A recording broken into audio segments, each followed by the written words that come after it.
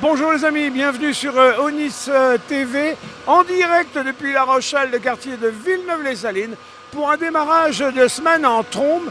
Je ne sais pas si vous avez l'œil serré, mais regardez les amis, on avait connaissance du programme de démolition de 180 logements sur Villeneuve-les-Salines au titre de la dédensification. Et bien vous avez les images, le programme se poursuit puisque très précisément au 7 de la rue Mirabeau, dans le quartier des 200, 180 logements vont être là dans les jours et semaines détruits progressivement, comme ça, presque j'allais dire à la pince à épiler, puisque sur les images de Ludovic, vous l'avez vu, juste derrière, un petit immeuble encore habité qui lui subsistera.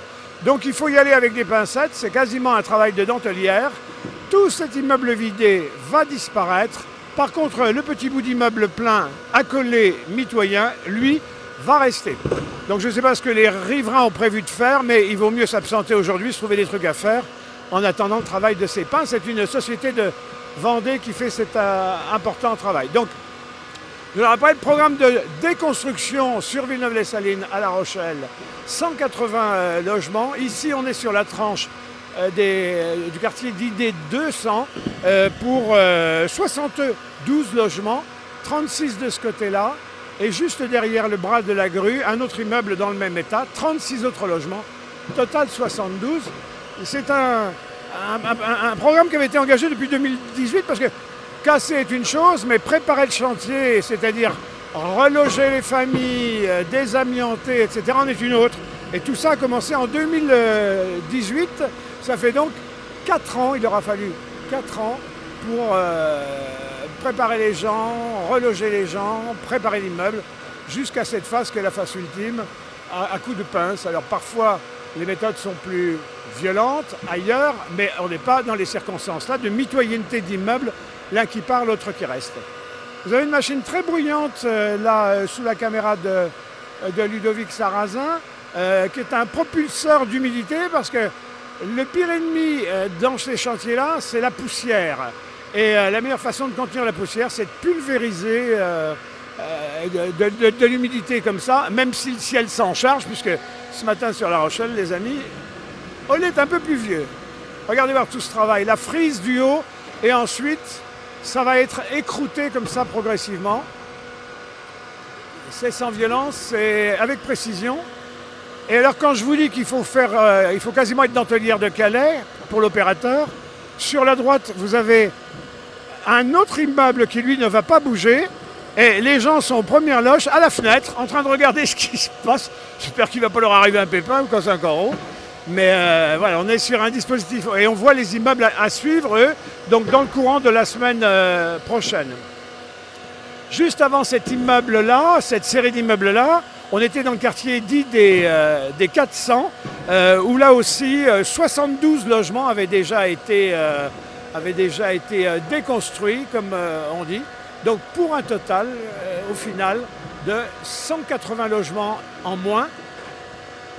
Mais 180 logements, nous assurent les services de la ville de La Rochelle, redonnés, mais redonnés sur l'agglomération. On va voir dans quelles conditions les gens ont été relogés. Je suis avec Aude. Aude, bonjour. Oui, bonjour. Aude, vous êtes l'interlocutrice pour les HLM. Ben, venez, on va peut-être te mettre, si vous voulez, Ludovic, on va se mettre sur fond de chantier. Venez. Donc il a fallu, alors là on est sur 72 logements, je le disais, ça a commencé il y a 4 ans, car la première chose à faire, c'est de commencer par faire un sort aux gens, et avec eux, il faut reloger les gens, il ne s'agit pas de casser. Tout à fait, nous avons accompagné 64 familles qui étaient logées donc dans ces bâtiments. Et pendant 4 ans, il a fallu faire des propositions. Tout le monde a été relogé ? Tout le monde a été relogé. Et 92% des gens qu'on a interrogés à la suite du relogement ont affirmé qu'ils étaient satisfaits de leur nouveau logement. Alors vous les avez logés où? Sur La Rochelle, à Mireuil ou partout? Et ailleurs, partout. Ce qu'on peut signaler, c'est qu'il y en a un certain nombre qui ont souhaité rester sur le quartier, qui sont très attachés au quartier de Villeneuve. Et donc il y en a un tiers qui ont été relogés sur Villeneuve dans d'autres bâtiments ou chez d'autres bailleurs. Voilà. Alors, quand on lance des opérations comme ça avait été le cas pendant des années à Mireuil, sur aussi un total assez semblable, je crois près de 200 logements à l'époque à Mireuil. C'est pour dédensifier, pour redonner de l'air. Qu'est-ce qui dit que quand ça va être tombé, on va laisser l'espace pour les gens, pour les gamins, pour tout ça? Alors ça, c'est le projet de renouvellement urbain qui le dit, qui affirme qu'effectivement cet espace sera libéré. Ouais. Et c'est la concertation avec les habitants, l'ensemble des habitants, qui va faire le devenir de ce lieu. Donc Ouais. il est encore à devenir, mais en tout cas, ce qui est sûr, c'est qu'il ne sera pas reconstruit à cet endroit-là. Ouais. Voilà, ça sera un espace libéré, on espère le plus végétalisé possible, Ouais. et qui va répondre à la nouvelle centralité qui va être juste en face. De l'autre côté. Alors, on aura fait un petit peu des 100, parce que c'est comme ça que ça s'appelait à l'époque quand le quartier a été construit en 1973. D'ailleurs, je veux dire que quasiment jour pour jour, on est à 50 ans de la création de Villeneuve. Il aura fallu 50 ans pour commencer à dire « Ah ben, ça a vieilli. À l'époque, les choses vieillissaient au bout d'un siècle. Maintenant, elles vieillissent au bout de 50 ans. » C'est ça. Alors on peut quand même voir que les bâtiments sont dans un bon état. Le béton n'a pas vraiment souffert.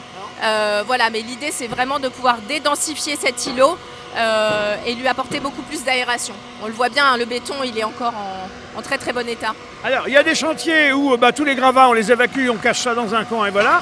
Et quand même, de plus en plus, l'idée, c'est de dire, les gravats, si on pouvait réutiliser les gravats comme matière première, plutôt que d'aller piller du sable dans le fond des océans, etc.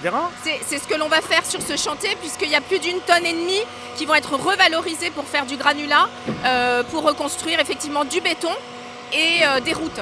Alors, est-ce qu'il y avait de l'amiante dans cela? L'obsession maintenant aujourd'hui, dès qu'on touche aux réalisations des 70, c'est de dire, oh là là, on va trouver de l'amiante. Il y en avait? Bien sûr, il y en avait beaucoup. Il a fallu le traiter, j'allais dire quasiment à la petite cuillère, hein, puisque ça a duré plusieurs mois, depuis le mois de février Ouais. jusqu'au mois de juillet.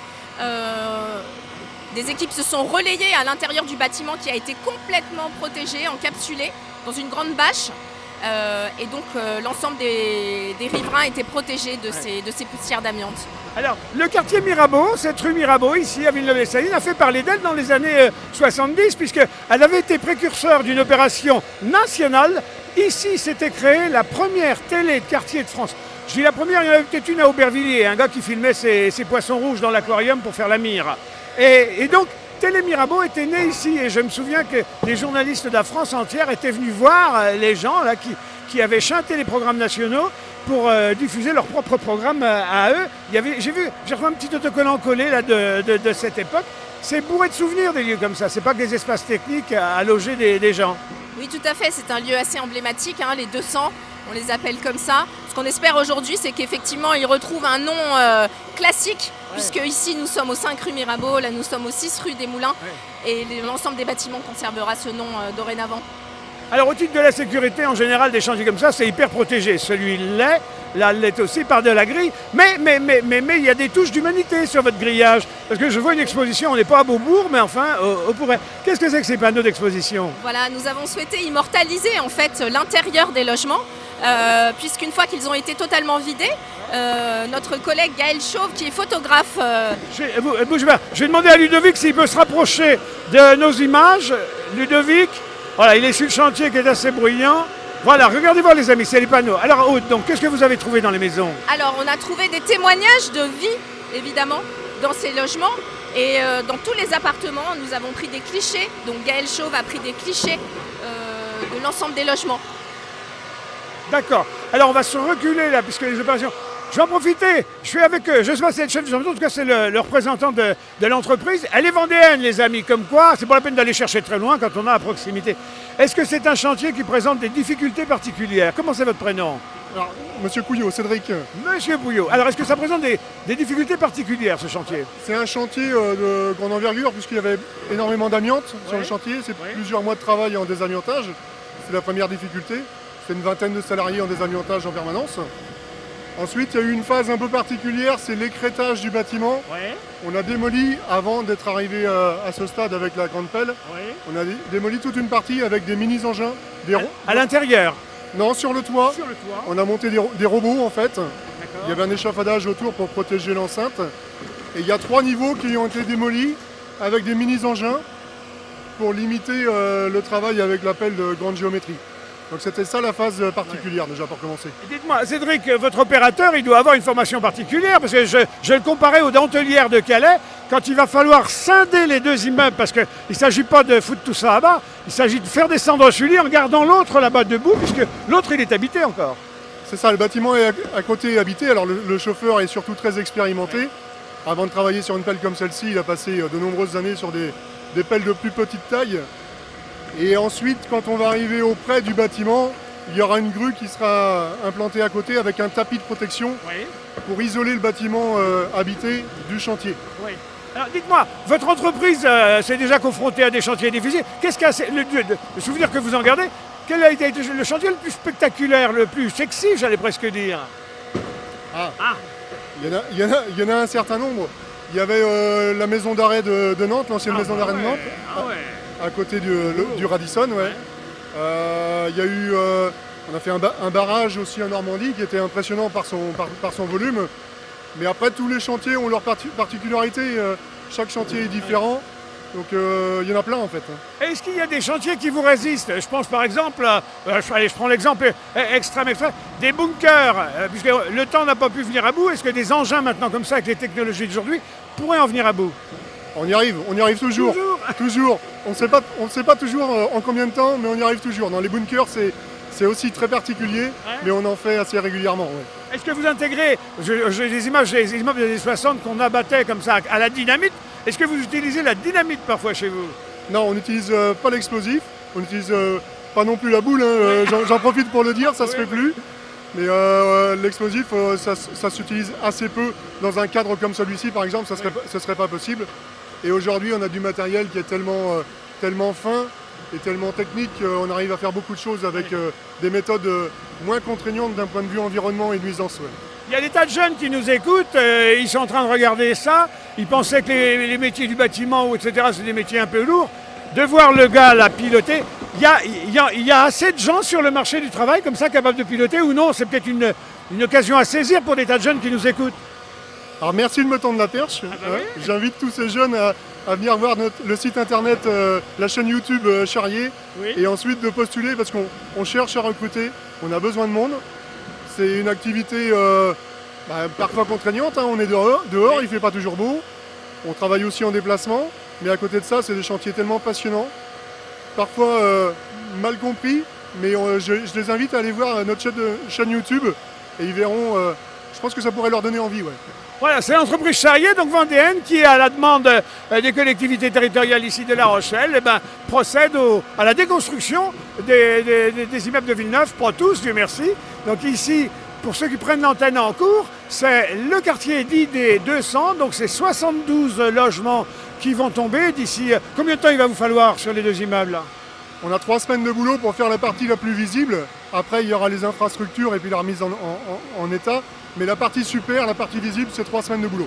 Voilà, donc 72 logements ici pendant quelques semaines et au total, au final, c'est 180 logements que Villeneuve aura perdus, mais dont on nous assure qu'ils ont été regagnés sur l'agglomération puisque 180 logements ont été dégagés sur l'agglo et les 75 personnes qui résidaient là ont évidemment tout été relogées.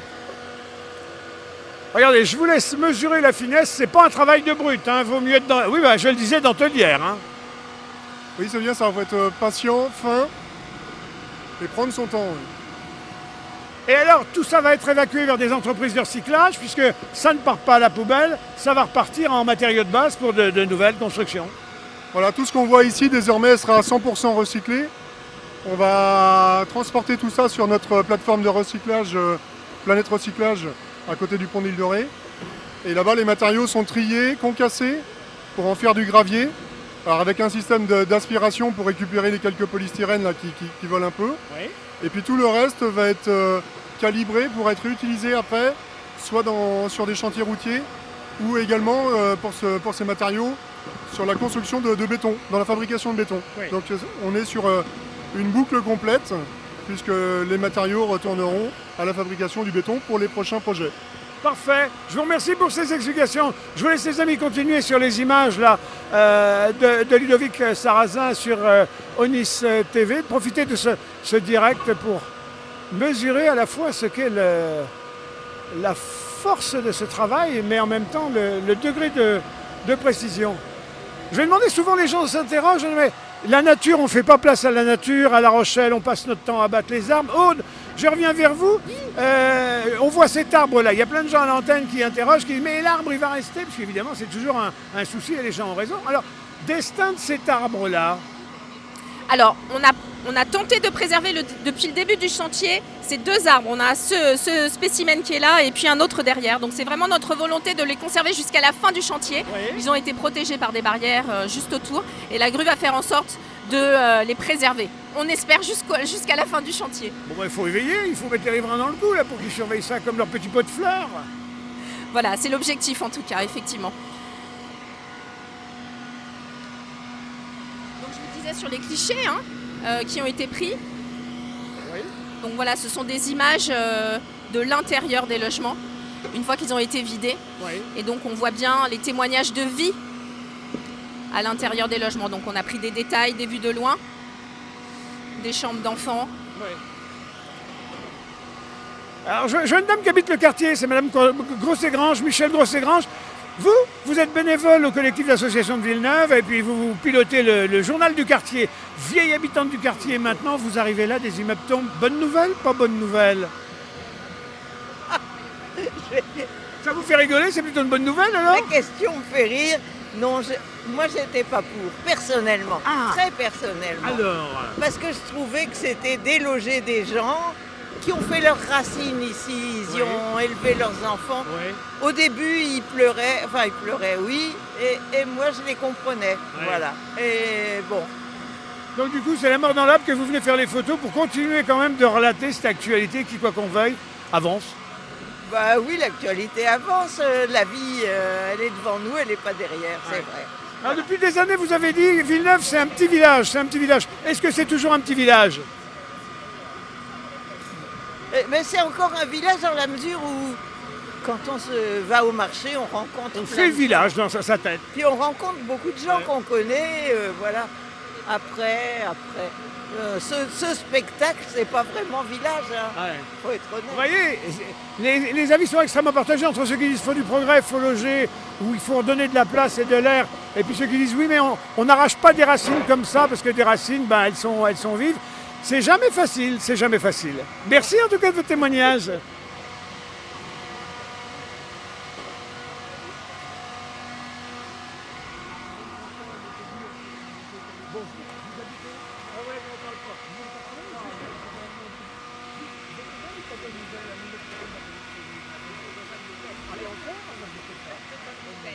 Alors les amis, il y a des voisins qui sont venus profiter, qui assistent un peu à ces démolitions, autrement que par leurs fenêtres, comme on a vu pour les plus intrépides.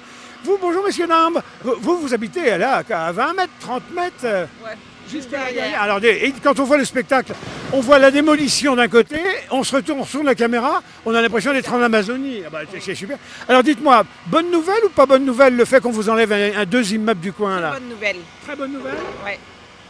Très bonne. Non. Et vous, monsieur, il fait le timide. Est-ce que vous êtes d'accord avec madame? Il y a intérêt, sinon c'est règlement de compte à OK Corral. Alors, c'est bien pourquoi? Parce que vous allez récupérer de l'espace, où ça fait des voisins en moins et c'est tant mieux. De l'espace, et puis pour les enfants, un petit parc, ça serait très très bien. Ouais. Voilà. Et si vous disiez, oh mais on va mettre des petites maisons à la place? Ah non. Non. Bon, qu'on se rassure, c'est pas vrai, je rajoute ça pour mettre un peu de piment dans la conversation avec madame. Bon. Vous êtes attaché à Villeneuve? Oui, ça fait 14 ans. 14 ans! Et les voisins ont beaucoup changé ou pas? Les gens sont stabilisés maintenant? Oui, à peu près. À peu près stabilisés? Ouais. Est-ce qu'on fait des pots de rue dans votre quartier? Des pots de voisins? Non. On s'invite à l'apéro chez soi, puis voilà. Non, pas du tout. Chacun chez soi. Voilà. Et voilà, les choses sont bien gardées. Et on est bien comme ça. Bon, je vous laisse profiter du spectacle, entre guillemets, les amis. Merci. Alors, monsieur, il n'est pas passé à la télé. Mais chère madame, vous pouvez saluer qui vous voulez dans le monde entier parce que vous êtes en direct. Vous avez de la famille quelque part? Non, sur La Rochelle. Oui. Non, bah c'est bon. Eh ben, un petit bonjour à la famille, alors en direct. Un petit bonjour à la famille. Ah bah voilà. Ça y est, c'est fait. Un petit bonjour à la famille, il dira rien. Non, bah il est timide, vous avez épousé un timide. Hein. Il n'est pas si timide que ça. Il n'est pas si timide que ça. Ça passe sur quelle chaîne? Ah bah c'est Onis TV sur Internet, c'est-à-dire que c'est partout dans le monde entier. Oui, parce que je vous ai déjà vu, moi. Eh ben ça tombe bien, dans le petit cadre. Hein. Merci. Les gens sont sympas. Écoutez, les gens sont sympas. Pendant ce temps-là, la poussière est maintenue par ce jet de vapeur d'eau. Et puis ça évite d'encrasser et puis surtout de perdre de vue le haut du chantier, là-haut qui pourrait être vite dans les nuages. de poussière. Donc ce pulvérisateur d'humidité, même s'il a pu, regardez, ça descend quand même.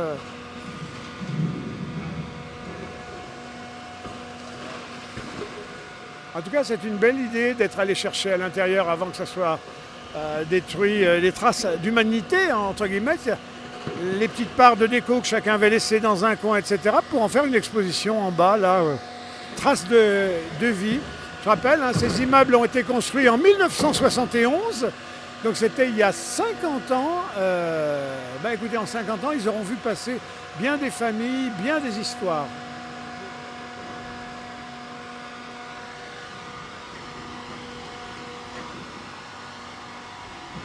Bon les amis, c'est sur ces dernières images de Ludovic Sarrazin que nous allons vous laisser. C'est un chantier que nous allons suivre pour vous.